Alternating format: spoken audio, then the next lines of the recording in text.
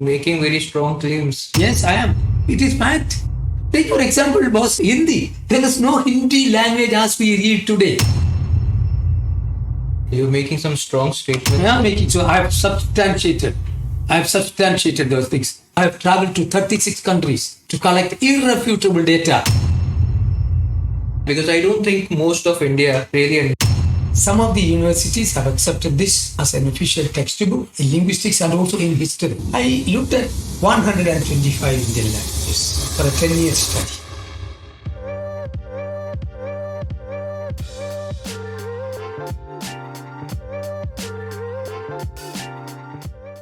Hi, welcome to the Christian Citizen.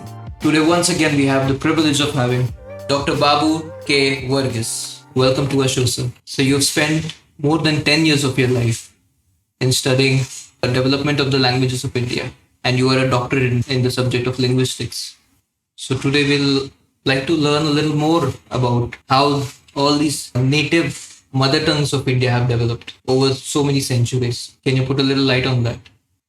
India is a great nation, pluralistic, with a large number of languages, dialects. Our way of pronunciation is different. And umpteen number. In fact, the 2011 census says India has 1,652 languages. 1,652 languages. languages. Yeah. This is the official number. Yes, Indian census says. But out of that, we have modern script only in over 200 languages. So my study was how these languages, 200 languages, were developed.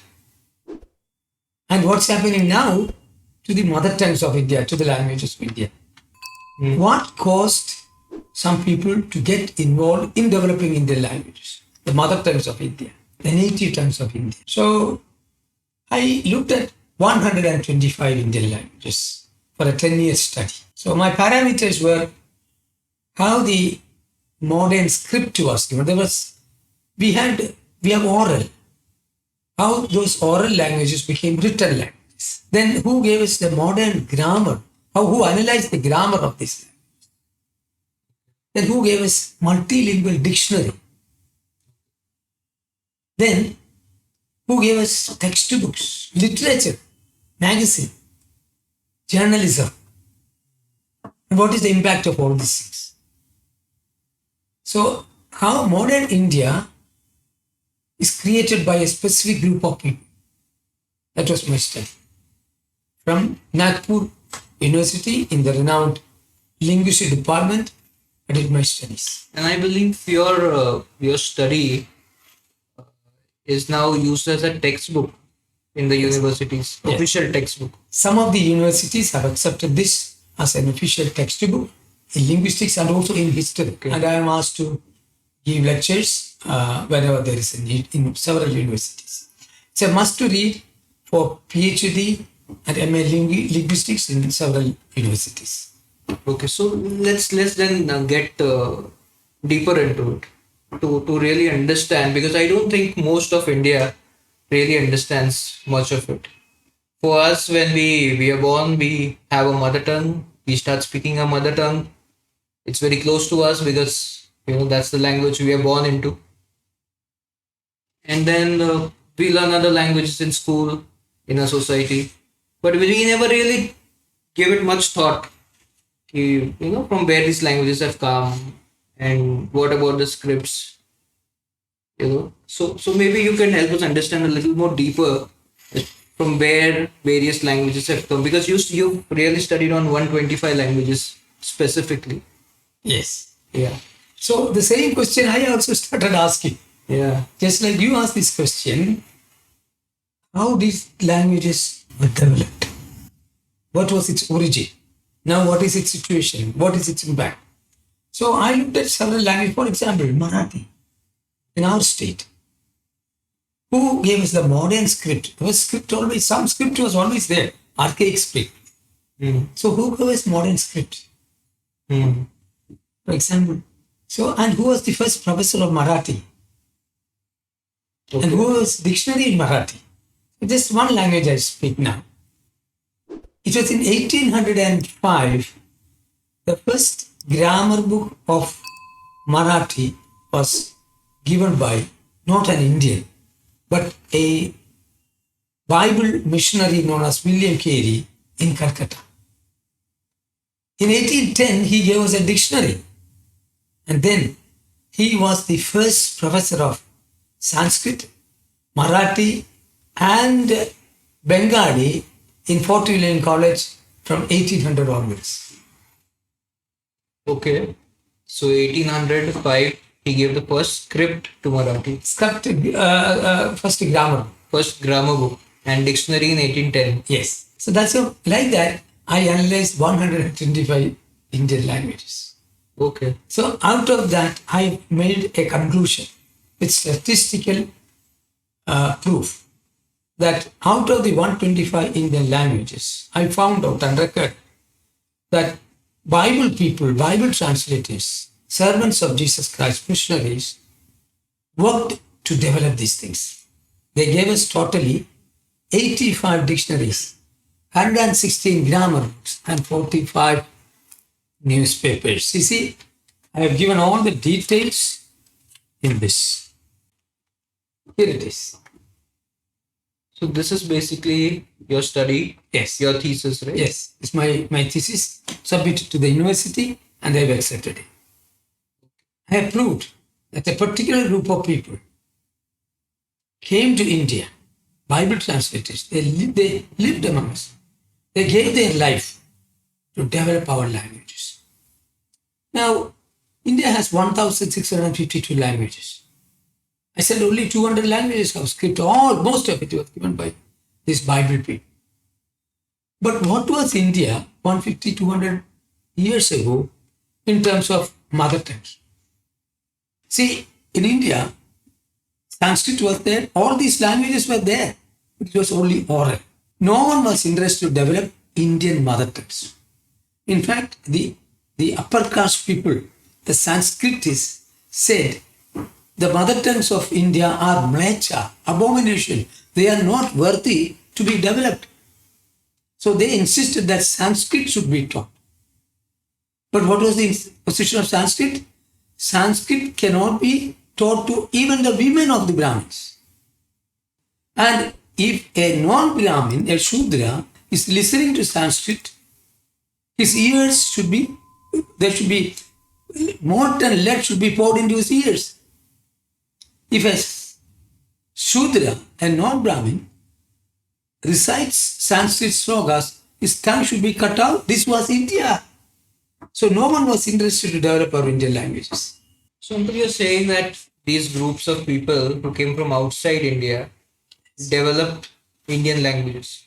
But that it's not possible, not in the sense that the languages were already there in India, because it's not that people were not conversing with each other. They were conversing, so there were languages. So what do you exactly mean by these foreigners who came to India developed? What do you mean by developed that language? I'll explain it. We had languages spoken. We spoke oral. But we didn't have modern script. Some of it had archaic old script. Some of it. And only a very few people wrote it. But we didn't have a modern script as we have today. Major languages had some archaic. But the script that we use today, most of it's developed by Bible translators. I proved to that and I have original copies also. And what was the move? Why would a Bible translator come in India and try to develop a language which has nothing to do with? Exactly. What's the point in that? There is a specific purpose. Because Jesus Christ told his followers all over the world, go and tell the whole world that Jesus loves everybody, that Jesus died for the sins of people. Jesus is going to come back and rule the world. Tell them, everybody, those who believe in Jesus will not go to hell, but will go to heaven. This is the message has to be told in writing and orally. So when they came to India, oral communication were there. But unfortunately, most of the language didn't have modern script. There was no writing. So they lived among us. They studied our languages, our grammar structure. They produced the grammar scientifically. Then they produced, they fixed the alphabets. How many alphabets? 24, 23, 52. They fixed it. And they scientifically analyzed the grammar and gave a script and grammar. And That is also not dictionaries. And then dictionaries. That is man's development, modernization. Okay, so basically they took the oral languages Yes. which were developed, semi-developed, or whatever state they were in. Yes. So they took those oral languages and gave it script. Yes. And they scientifically gave it script, grammar, and then followed the dictionaries. Yes. So this is how they developed the languages.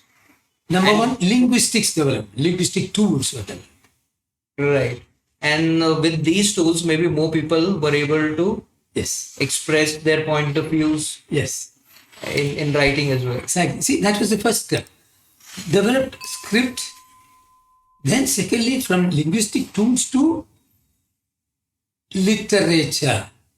So once that developed script was there, literature could be done, prose, poetry. They should write. They could write. Their imaginations, their creative power could be written down. What their mindset, the poem, the poems, the prose, the communication became oral to written. So literature were developed. So from linguistic tools that helped them to produce literature. Then from literature, they have to be taught, right? They started schools, literacy. See the development? They started kindergarten. The first kindergarten in India was introduced by Pandita Ramabai in the 1890s. So literacy. The first university was established by William Carey in 1880.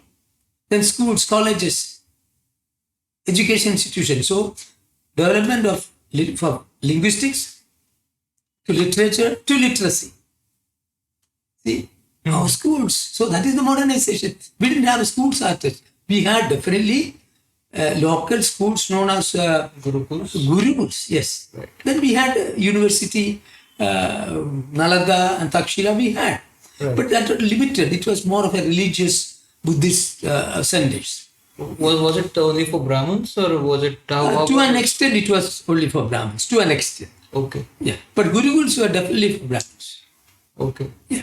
What is Nalanda and the other? Yeah, it could have been open for others also. Okay. But we don't have details. We don't have even the syllabus. We know India had a great history of these two universities, but that were all religious and Buddhist religions were taught. Again, instead of astronomy, astrology was taught. Okay. Not scientific astronomy, but astrology. The influence of stars on human beings was. Okay. The first astronomical institute was started by William Carey in the late 1800s in Calcutta. So, Uncle, let's go back again to the place where you said linguistics. Linguistic tools, actually. Yes. Linguistic tools. Literature, Literacy. So now literacy. So when people became literate, now how did they then they used to write on what, like palms? leaves, on palm leaves. Okay. On palm leaves. And then how did that develop? Yes, how many palm leaves you can replicate? Very limited. So, literacy was not universal. Not everybody wrote. Okay. But the invention of printing press created a revolution, global revolution.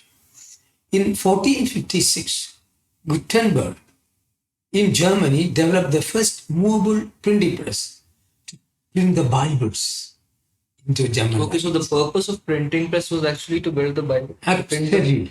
Print the Bibles. Print the Bible. The purpose of developing printing press in Germany was to print the Bibles, especially in local languages. Okay. But then exactly 100 years later, in 1556, 4 Jesuit Catholic missionaries brought a printing press to Goa. Actually, they were taking it to Ethiopia. But those missionaries, 11 of them came There's a printer also in that. They got fever. They were staying there for 3 months. They could not go further by ship. But meanwhile, the Ethiopian king said, no, we don't want machine printing press, we don't want missionaries. Thank God, at St. Joseph's Institute, they established in 1556 the first printing press in India. Then, 1700, Sigan introduced printing in Tarangatbadi in Tamil Nadu. 1800, William Carey introduced in Sarambu printing press in Bengal. 1820, 1825 onwards in Bombay and in Maharashtra. 1822 in Gujarat. Like that, between then later between 1800 and 1900, hundreds and hundreds of printing presses were established. So from palm leaves to printing created the literacy revolution of India. Great. But one thing that, when I hear the story is the printing press was invented to print Bibles. Yes. That printing press later revolutionized the entire education system in the entire world. Absolutely. And how now we have AI, which is sort of very revolutionary in a sense because it's making knowledge accessible, available to everyone, everywhere. Yes. At very little cost. Yes. Even if you think of you have to pay for the internet. Yes. That's very minimal cost for the amount of resources you get. Yes. Similarly, printing press in that day and age, sort of, this is how I'm thinking, revolutionized and made access to knowledge, information, and data and everything that AI is doing right now. So it was very revolutionary in that sense. And that happened because of the Bible. Because people wanted to print and read Bible. I substantiate with a historical record. B.S. Keshavan, who was the Director General of Printing and Publishing in India, he wrote a 3-volume book sitting next to me on the history of printing and publishing in India. And he subtitled it The Renaissance of India. He said Christian missionaries who introduced printing to India, they triggered the Renaissance of India. It is not just a machine. As you rightly said, it opened the vistas of your knowledge.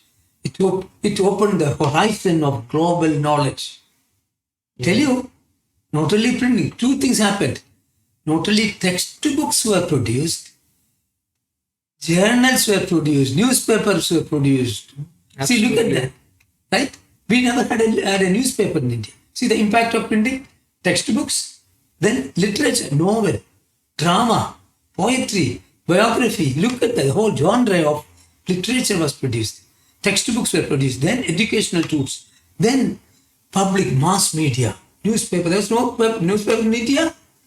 The first local newspaper in India was published by William Carey in 1818. Dikdarshan, Samachar Darpan and Friend of India 1818 in Hindustani, in Bengali and English. So again it was Bible people who introduced newspaper. I told you 45 newspapers from 1818 onwards till 1830 Christian missionaries, Bible people produced in India. But what were they? So they were doing so much social work in this, in a sense, in creating. Yes. They were putting the foundational stones for a developed modern India. Absolutely. So these people who you're terming as Bible people. Yes. Basically, they are people who loved God. Yes. Loved Lord Jesus, and they really wanted to serve. Exactly. The underprivileged, the different societies, they had a really heart for them. And they did so much for the country. Yeah, you wanted to make some point. You know what happened? What was India? 3, the Brahmins, the Kshatriyas, the Vaishyas, and the Shudras, and the Chandalas. They were there. The lower caste were not allowed to study anything, even to talk the Sanskrit language. I told you. It was a dark country. There was no India, in fact.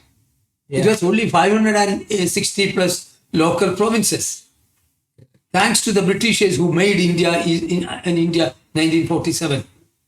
It was the Britishers who made India. People will contest this saying Yes, that no, but you read the preamble of the Constitution. It's written 560 plus provinces were brought by British. It is written in the preamble in the Constitution. Read it.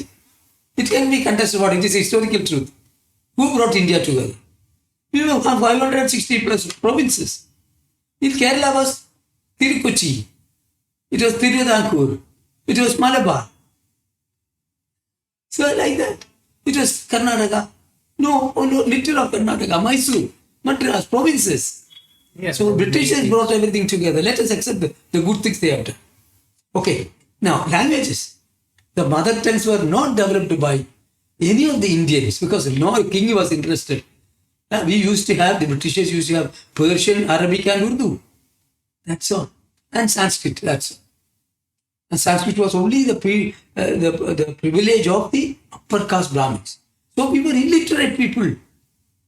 The upper caste kept the lower caste illiterates, slaves. There was slavery, intellectual slavery in this country. What was the percentage of this upper caste? Even today, it's only 5 to 7%. They say 10 to 12%. That's so. Even today, that's what's happening. So this law that 2% and 20% rule, 80%, some law is there, like that. Yeah. So that was through. That has been through from Exactly. Even today, I don't want to explain much. Even today, the small religious fanatics, very small, 10 to 12% wanted to control India, giving freedom to nobody. Media is not given freedom. Religion is not freedom. Now, this small percentage who have joined together and as a particular political and religious party, they say, you cannot eat what you want. We will decide what to eat. We will decide what to wear. We will decide where to pray, how to pray, when to pray. We will decide when we can travel. We are going back. India is going back to the dark ages of 150, 100 years ago, which were developed by Bible people. You're making some strong statements. I am making, so I have substantiated those things. This is the book. I'm doing further. Further 12 more areas I have got. It's coming out. I can talk to you for hours on the contribution of Bible people to India, Christian servants to India. Look at that. Our women were not allowed to wear blouse, bra. There's a battle for bra. It is in the history. They were. Can you imagine in Kerala, upper caste never allowed the women to wear bra. There's a battle triggered by Christian missionaries. They got into the streets to fight along with other women. So you're saying that the Christian missionaries fought these Yes. civil. Yes, it is all in the history book. Okay, you read the history. It's not, don't read Babu K's history. It's available. Then lower caste were not allowed to go to the school. They were not, in the lower caste, there was slavery. One yoke, one on the left, you have a bullock, the other was a woman. Photographs are there. This was Kerala. In 1920s, 1900s, it was Kerala like that. Look at Kerala now, it is Pallikudam, it is schools. Pallikudam means school. Next to the Palli, next to the church. You see, there are photographs, but Yes. photographs came recently. No, photographs, drawings are there. Drawings. Just drawings. Photographs taken out of the drawings. Okay. So they are drawings. Yeah, drawings are there. Okay. So we are coming to the printing press. You know what happened? Literature. What happened? When the mass media was not there, we opened. Two words I would use. We democratized the language and we standardized the language. I will explain to you. See, if you speak Marathi in Bombay, right? In different parts in Nagpur or in Konkan area, you speak in different dialectical variations. Right. But you read Marathi newspaper, is the same. That because of the script standardized and the language and the words and the vocabulary standardized by Bible people. We standardize the language. Number two, we democratize the language. You produce papers and newspapers and magazines. I said, you read Kshatriya, Shudra, Vaisya, you read everybody and become educated by yourself. You have the freedom. We did colonize the mind, we liberated the mind of India. The mind of India was dark, suppressed, oppressed, slavish. We liberated it. Read. But I think a lot of people do not fully understand the what you're calling the dark ages of India, Yes. because it's not as bad as it was how you're describing it. I didn't say it is bad. You look at you tell me. You think of your great grandfather. What was the situation? Could he read and write? Could he write? Probably not. Not probably. He could not. He could 150 years ago. When did it come? Number one. So is it bad? It was bad, but what was the situation? Let us accept the reality, books. Let us accept that. Why we are unable to accept the reality? Suddenly everything came within the last 12 years or what? Christians, people, missionaries gave their life. William Carey was here for 42 years. He developed 44 Indian languages. He gave to India 23 new items, boss. Maybe he should be given some Bharat Ratna. Now we call him, he is the father of the Renaissance of India, not Gandhiji. William Carey is the father of the Renaissance of India. This is what I have proved in this book. Very interesting. Yes, Very it's interesting. That's what people wanted to throw my book out, but the universities have accepted because the truth. Politicians wanted to throw this, but a lot of politicians have accepted. I have given from prime ministers onwards this book. Hundreds of MPs I have given. They have accepted the reality. They all say that we have studied in Christian schools. We read, we write because of you people. It's the truth. But because of some small politicians for their vested reasons, they are doing a false narrative. That's not the truth. The truth shall triumph. What do we read in India? Satyameva Jayate. Truth shall triumph, I tell you. You can nail the truth on the cross. You can bury the truth in the tomb. But on the third day, truth shall rise.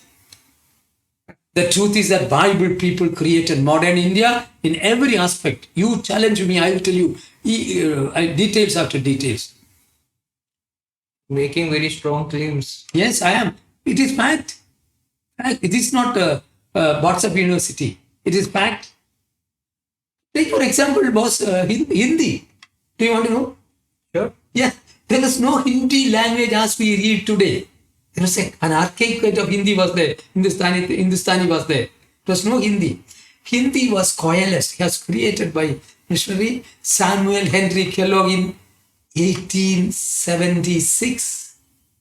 He gave for the first time a book known as The Grammar of Hindi, Vyakaran of Hindi. You Google it. You have the photo down there. Have produced it. Very expensive. You can see the photograph of the first grammar book in Hindi. He coalesced it out of 12 central Indian dialects. I have all the details with me. He is the father of the modern Hindi. Missionary.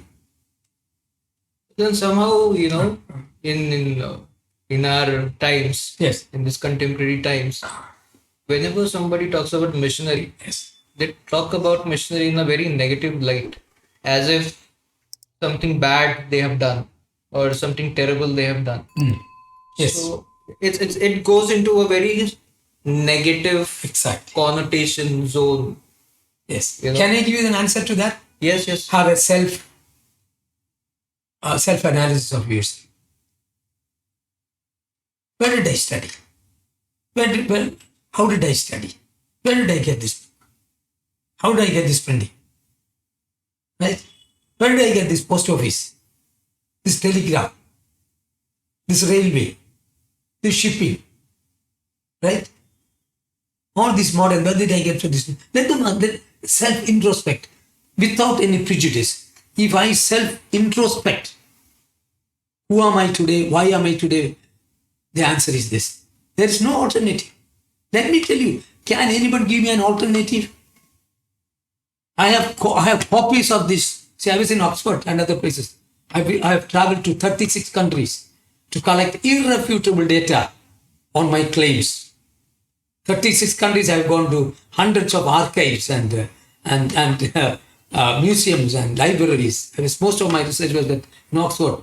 In Oxford there are around 120 museums and libraries. There is one place known as Bodleian Library. You have the original grammar book and other things of Indian things. There are 3-story building all on India. 3-story building. You can go there. They preserved it so well. Yes, there are proofs. So that's all developed by. Bible people, Christian missionaries. Give me an alternative, boss. Give me an Indian name. Give me an Indian name. But along with that, there were some Indians, definitely some Brahmins and others helped them. Definitely, there's no doubt about it. William Carey had so many local Brahmin experts in Sanskrit helping them in the Fort William College.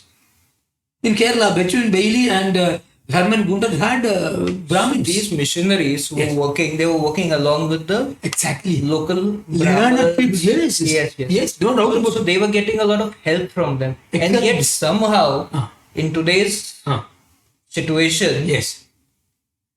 missionaries are considered a very bad group of people, right? Because of vested political reason. It's a narrative. It's a manipulative narrative to wipe out Christians of India. Nothing else. It's untruth. Two words define in India today. Fear and lie. It's all lie, absolute lie. We are trying to build a nation of lies and then fear. So, Uncle, let's go back to linguistics once again.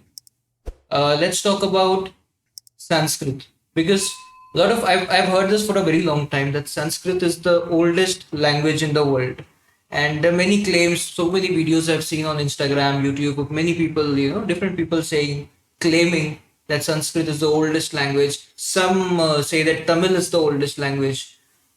We've spoken about a few languages, some Marathi and some other language. But can you shed some light on Sanskrit and maybe Tamil or some languages like that? Yes, I've been hearing about it for the last several years and I've answered it. Very simple. To understand the origin of Sanskrit and other languages, we have to go back to the authentic, accurate history book of the world. Which is the authentic historic book of the world? It is the Bible. The Bible I have with me. Bible is the most authentic, accurate, reliable history book of the world because it gives the history of man and history of the languages. According to Genesis chapter 10 and 11, there was only one language in the world. Language is not human creation. When God created man, He also gave the capacity to communicate language. There's only one language, according to Genesis chapter 11, till that day. Then there was confusion. Then God scattered the languages. From one language came all the language. Today in the world, we have 7,150 languages, all recorded by Bible people. They have an organization known as Ethnologue. In USA, we have recorded all the details of 7,150 languages. So all languages came from one language, which we don't know which one it is. Okay. So the origin of languages is from the biblical Babylon. Like that, all these languages have come from linguists like us, have segregated into 12 linguistic families. Okay? One family is known as Indo-European, Indo-Aryan or Indo-Iranian family of language. In that, we have around 1,100 languages. In that, one of it is a Prakrit form of Sanskrit. So, Sanskrit is one of the languages in the Indo-European, Indo-Iranian family of language. That's what it also came from where? Prakrit, the older form.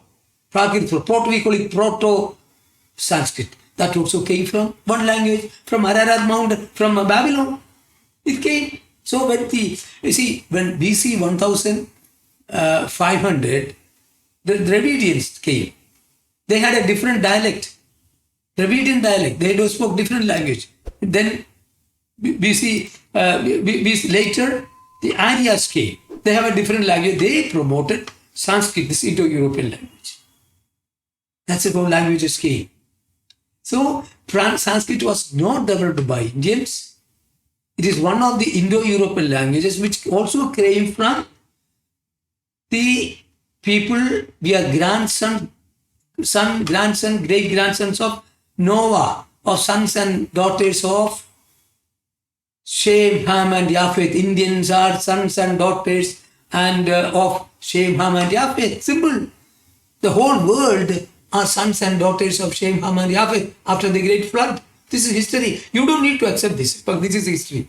The Bible is from God. Yeah, because a lot of people who do not subscribe to the Christian faith Yes.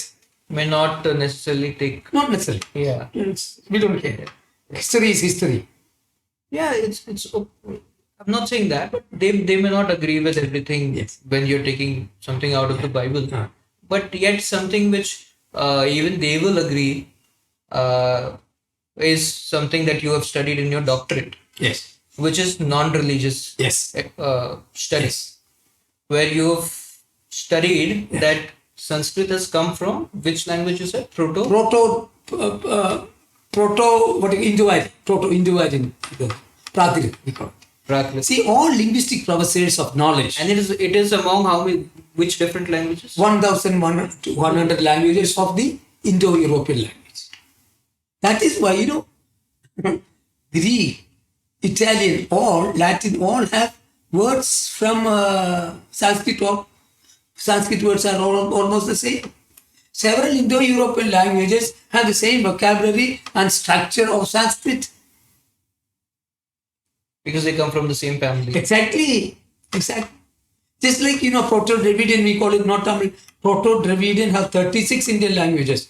Tamil, Malayalam, Kannada, Telugu, and several languages in the Adivasi places of Madhya Pradesh, Chhattisgarh, and in part of Afghanistan.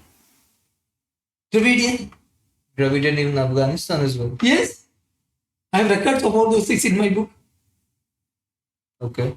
See, we have great linguistic studies in the universities. Let us look at forget all these politicians say. Go to the universities. They have excellent departments in linguistic universities. They say those things. See, no politician wants to read all those things. That's in political mongering. Not the truth. So uncle, you're saying that these languages, there were certain Dravidian languages, a family of Dravidian languages, and then this was Indo-Aryan, Indo-European languages, a family of that. One of that was Sanskrit. Yes. Correct. So, but Sanskrit is an old language. Yes, it so, is. So it will have a script. Didn't it have a script? Yes. Definitely, Sanskrit had an old archaic script. We didn't have newspapers and textbooks in those days. Right? It was all written in clay tablets and small places. But it was a prerogative of Brahmins to understand Sanskrit. They did not allow even their own women leave the non-Brahmins. So, over the years, what happened? Sanskrit became only a spoken language. As such, right? It became a dead language, common conversation, nobody spoke. But Ramayana, Bhagavad Gita, lot of such religious texts were written. So, but that they were kept as Sanskrit religious text. It remained with the Brahmins only can read it. Brahmins only can interpret it.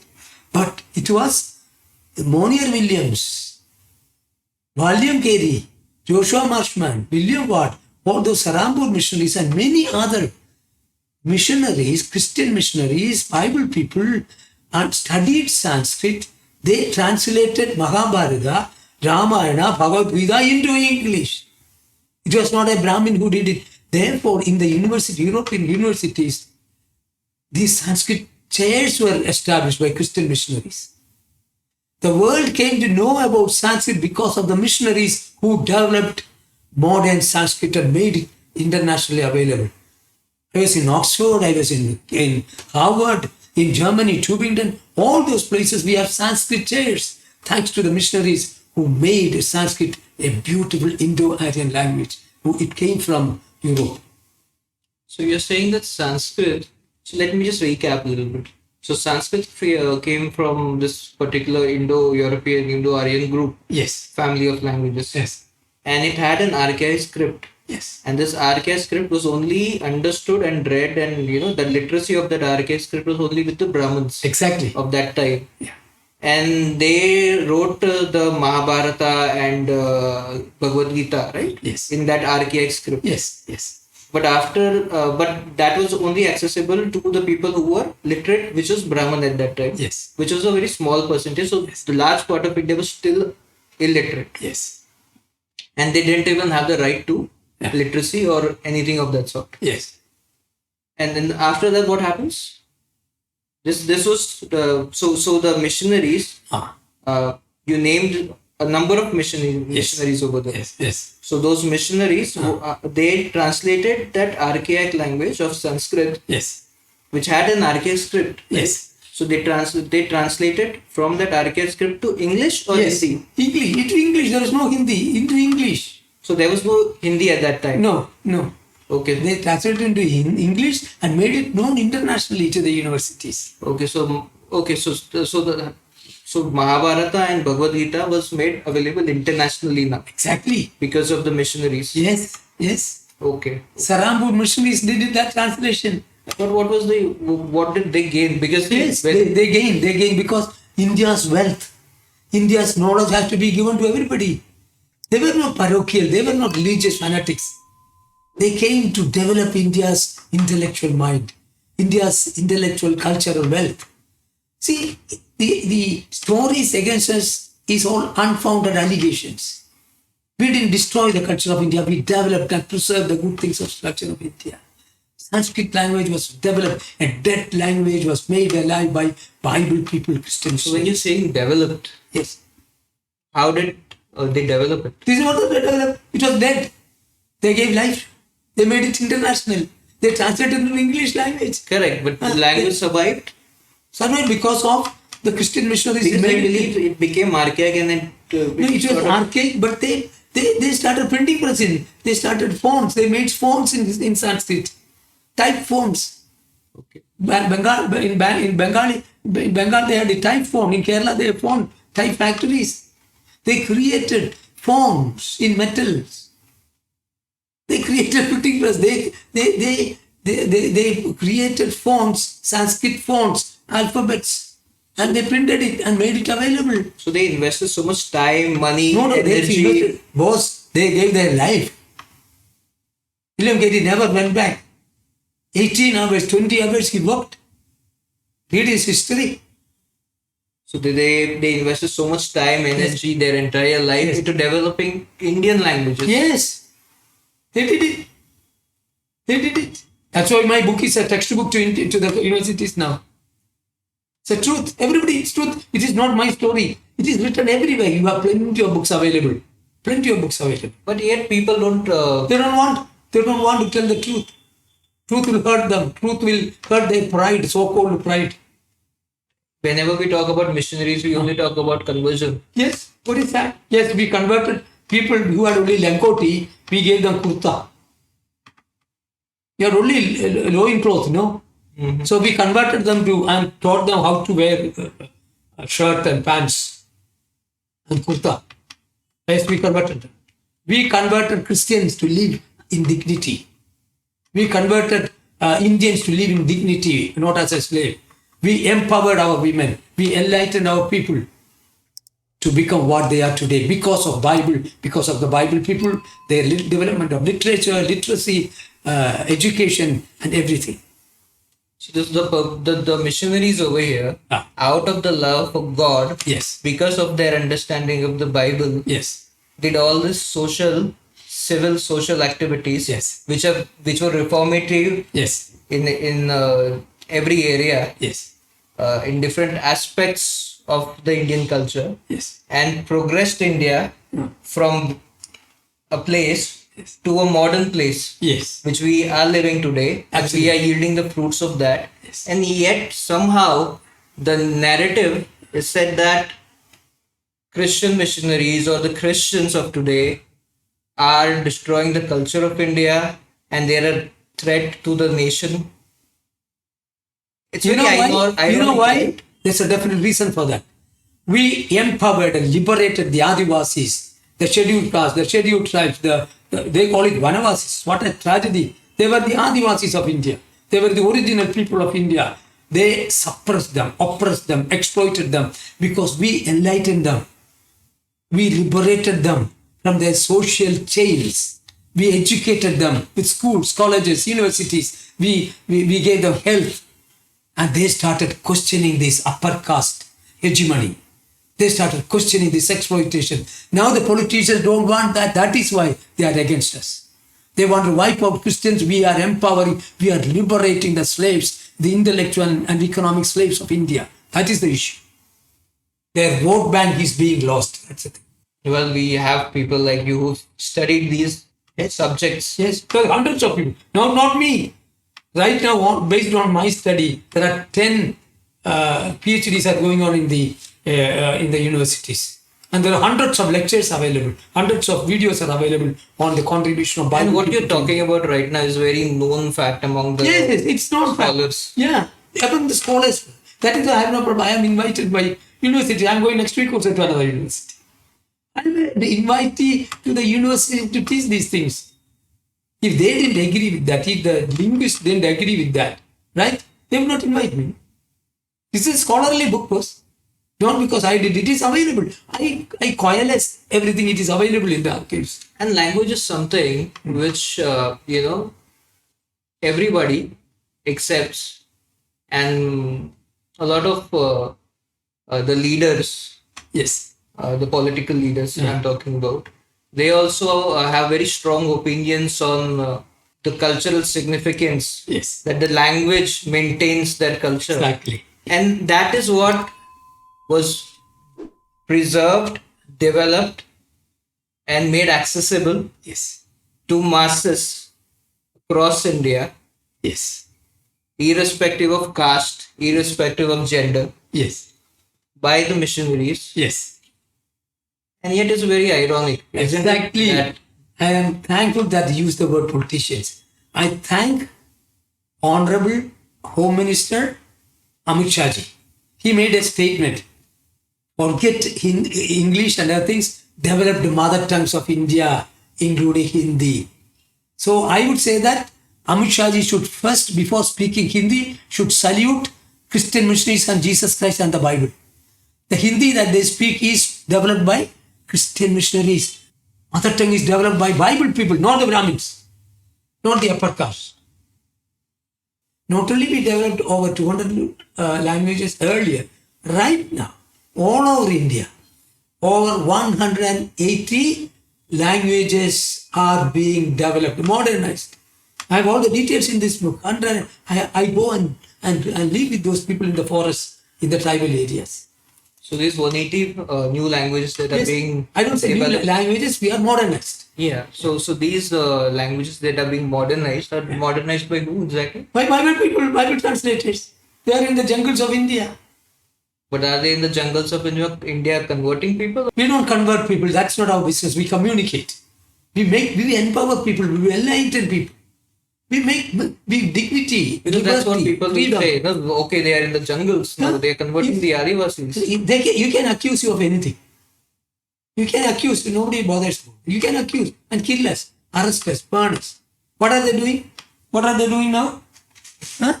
Bible translators being burnt. This Bible is being burnt. This is a burnt Bible I picked up from a burnt church. This is what they want to do in India. The people who are burnt, the Bible people who gave you the language, developed, modernized the country, you wanted to burn Bible people and the Bible? Shame to India.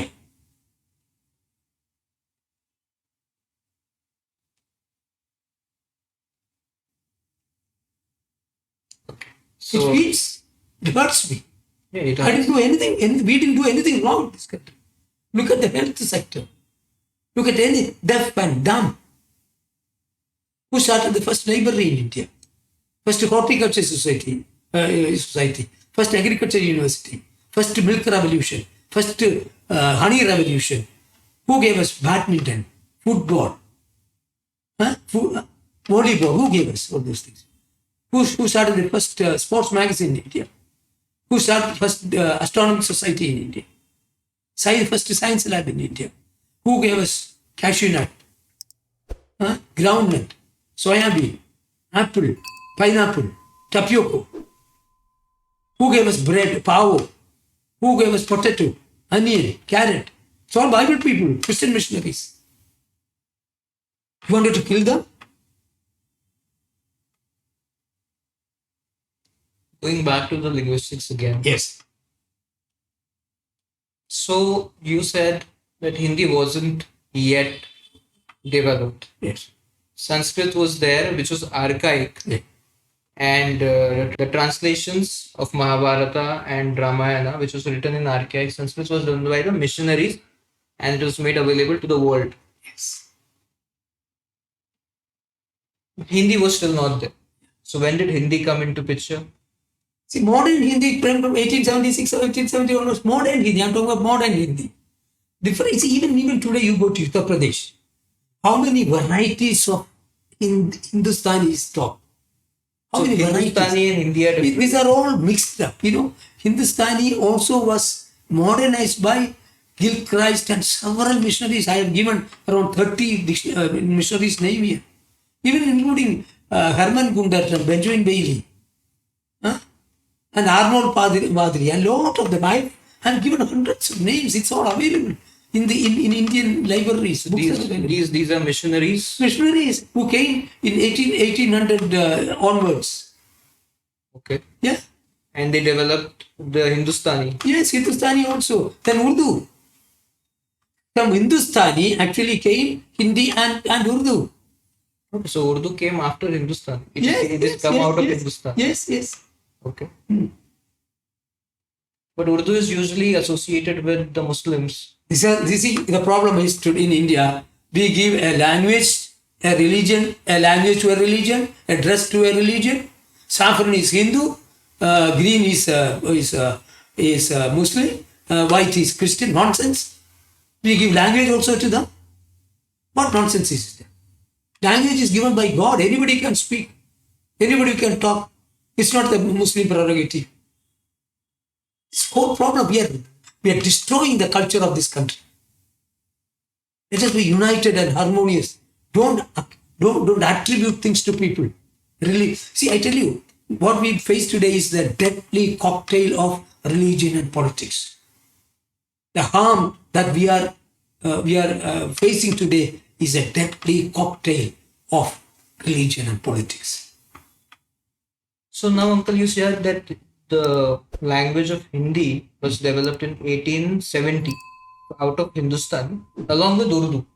Along with, another missionary did much on it. Several missionaries. I've turned them. And around 2030 we have named. Yeah, so Urdu was developed by a different set of missionaries, Exactly. Yeah. and Hindi was also developed by several set of missionaries. missionaries out of Hindustan. Yeah. Okay. Hindustani and 12 other Indian dialects, I said earlier. 12 other Indian dialects. So 12 Indian dialects plus Hindustani, out of that came Hindi. Yes. Okay.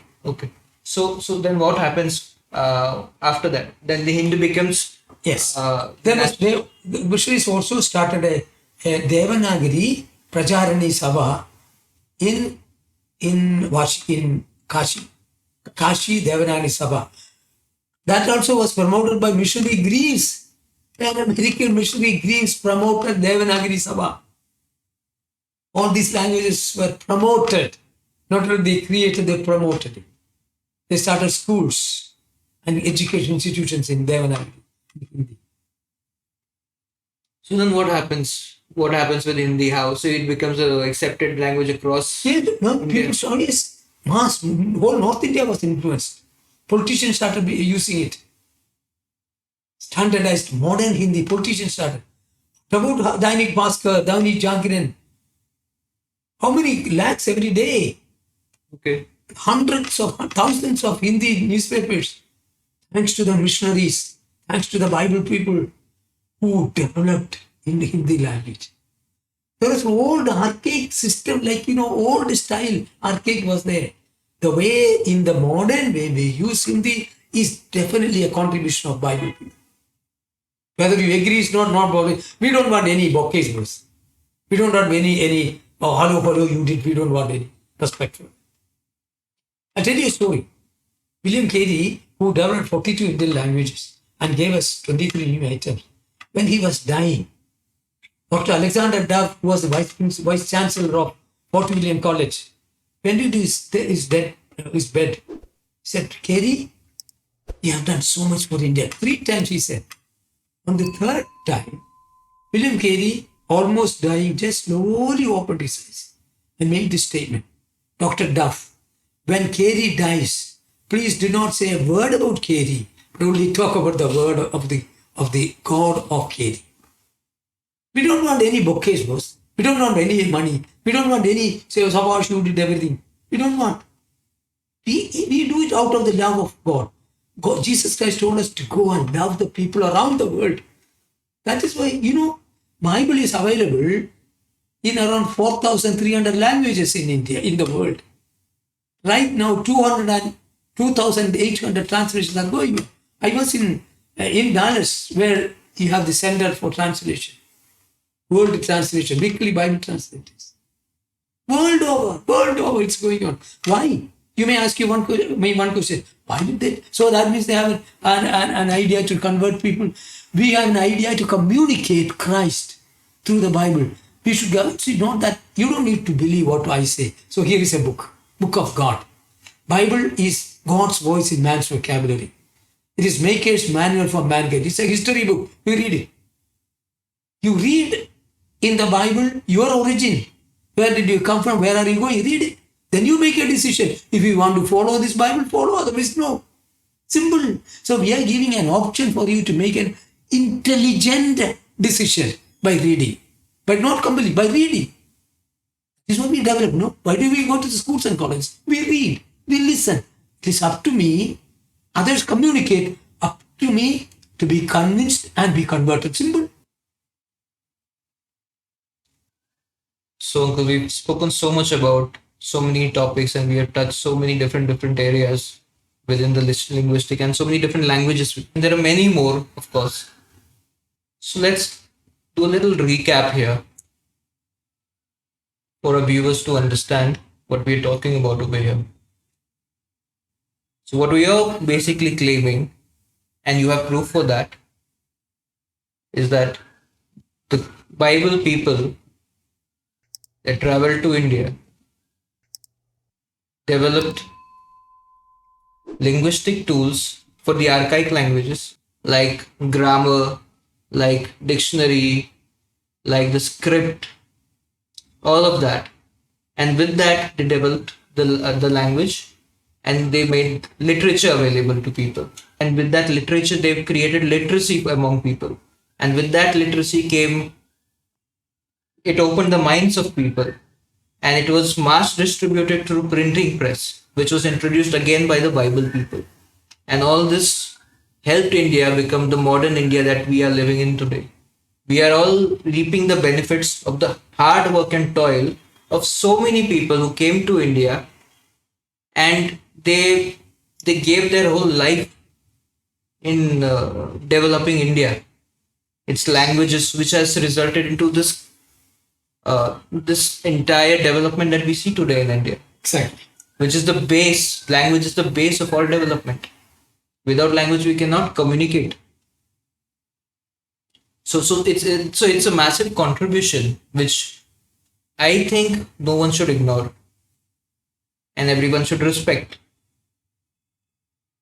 So with that, let's conclude this conversation today.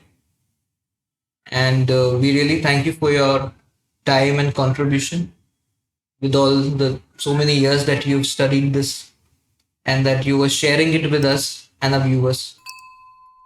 Thank you so much. Thank you.